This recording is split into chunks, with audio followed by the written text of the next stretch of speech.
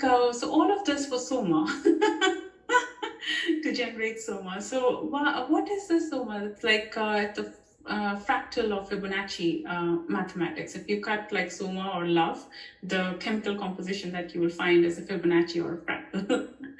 It has been documented in Rig Veda in the mandala, ninth mandala.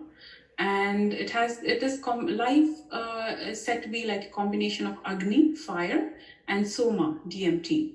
So matter or the universe, your body and like everyone's, like the matter is formed of Agni and Soma and Agni, fire, and for Soma, let's keep DMT for a second. And this dimorphic pair that we always talk about, like Harihara, which is half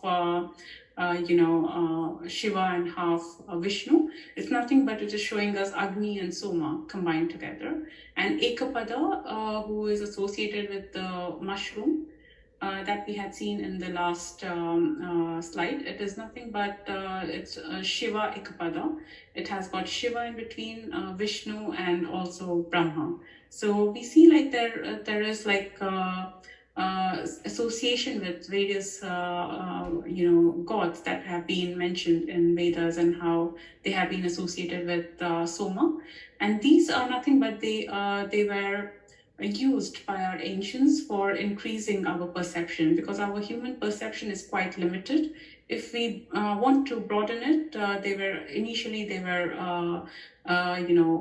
using these substances, external substances, but after they got extinct, probably we are using other methods like meditation, devotion, and other methods to develop that automatically within our body. But then what is very intriguing is, like, throughout history, if you see, this has been quite suppressed. The knowledge is not the knowledge about Soma is not very widely spoken about.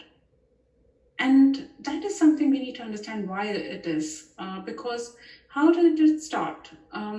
So a Swiss chemist, Albert Hofmann, he discovered something called as LSD in 1938. LSD is like, I think, the chemical version of DMT. DMT is like the natural substance that gets automatically generated in the human body or via taking these natural substances. But the chemical substances was probably associated with LSD. It was not until 5 years later that the psychedelic properties were found in that particular substance. Another thing to note is, like, there was a top secret project, MK Ultra, in the US government, where they admitted for a fact that they were without the knowledge of families, they were giving them these substances probably. In 1950 to 1970s, the US Central Agency, CIA, became interested in LSD, and they wanted to explore the possibility of the pharmaceutical mind control. So what they did was, there were hundreds of participants using a lot of agents, government employees, and without their knowledge, they were given LSD, and they were studied by the scientists. And these experiments were often involved severe psychological tortures as well. And later on, I think US government, they apologized for what they had done.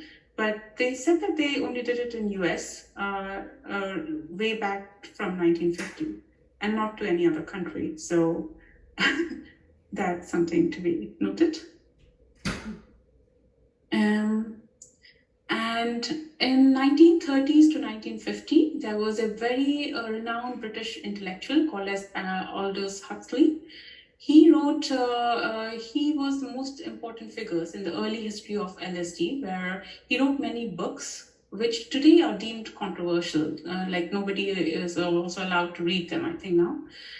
But then there was a famous book that he wrote, The Dose of Perception and the Brave New World, where he has given some references to these substances and how they can be used both to block the chakras and unblock the chakras.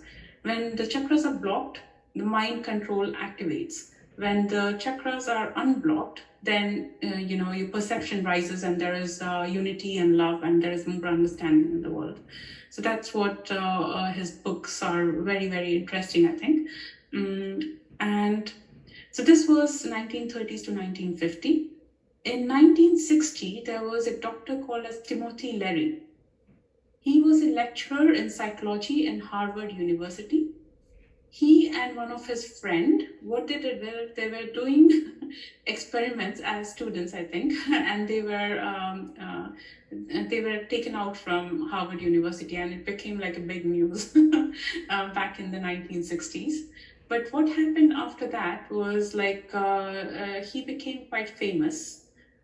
His friend, Richard Alpert, he after this incident, when he was like, they both were expelled from Harvard University, his friend Richard came to India on a trip, and he met the Guru Ram Das, and he he met the Guru Neem Karoli Baba. I don't know if you have heard of him. And after meeting Neem Karoli Baba, he changed his name to Ram Das. So Richard Alpert, he changed his name to Ram Das. And he has written lots of books on India and spirituality. It's very, very nice books.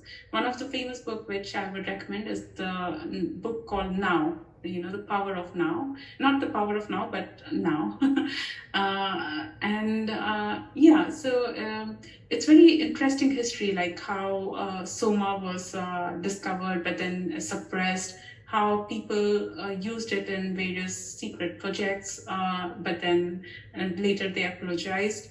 How intellectuals like Aldous Huxley, they understood and they wrote books which are now deemed controversial.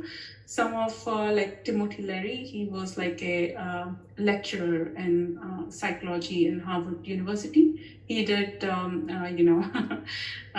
some experiments, and then he and his friends were thrown out.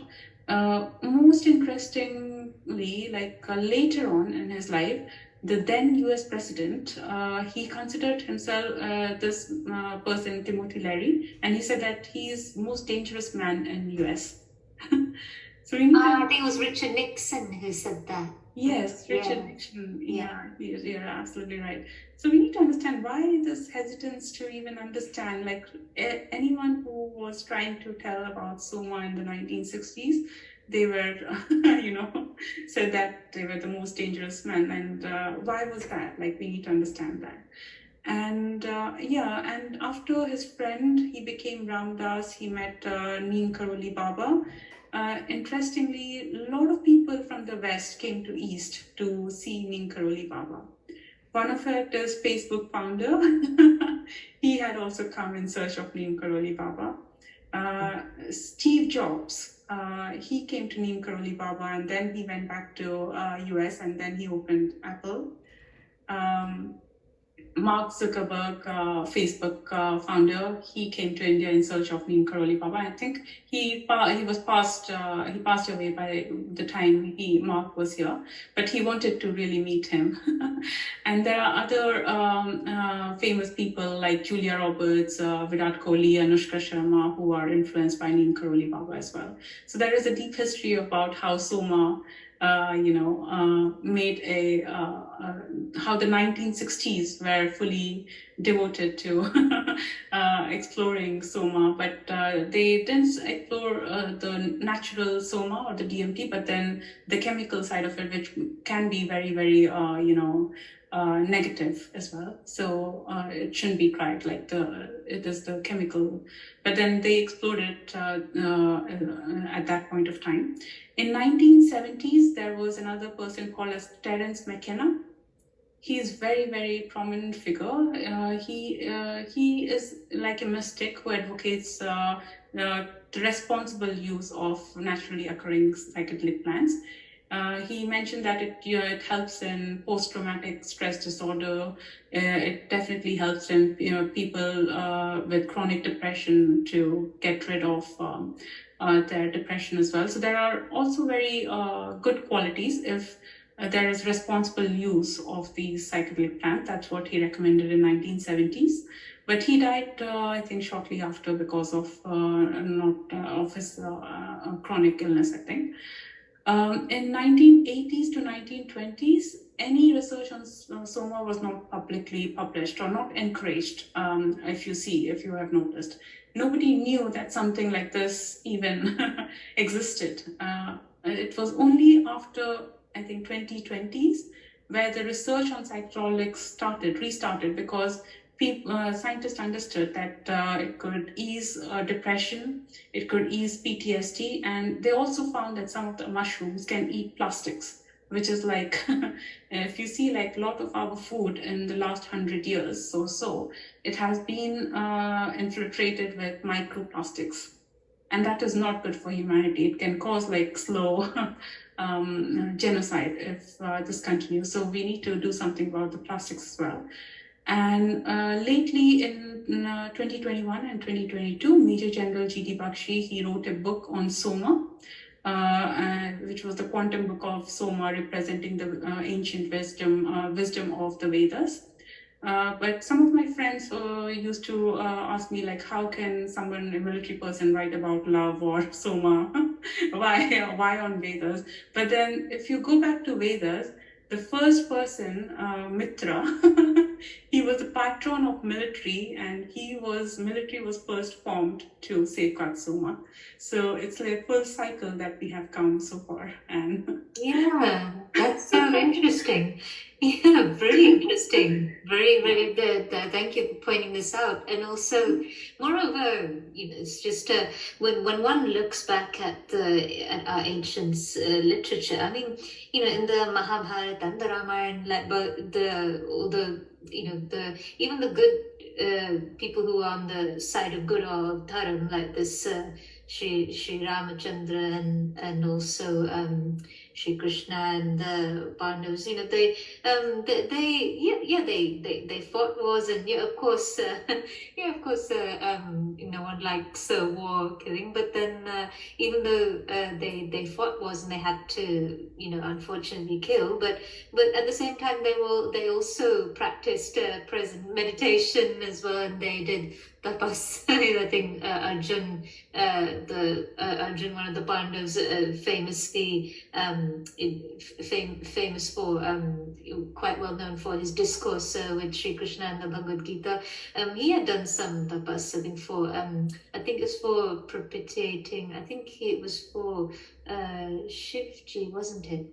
I don't know. Maybe I'm not remembering correctly, but it was for. I think Shivji had tested him, or I think during his tapas, if I remember correctly. I think it may have been during his 12-year he had during his exile.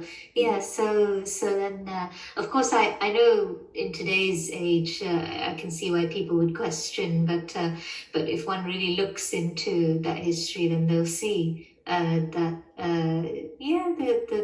warriors were also, they had their gentle side, that everything's not so black and white, like there's even in other cultures, there's the romantic ideas about the Japanese samurai, and the warriors, that they had their warriors code, and they have the peaceful warriors, that kind of archetype within even movies and stories, Not that I'm saying that I'm for war or anything, but it's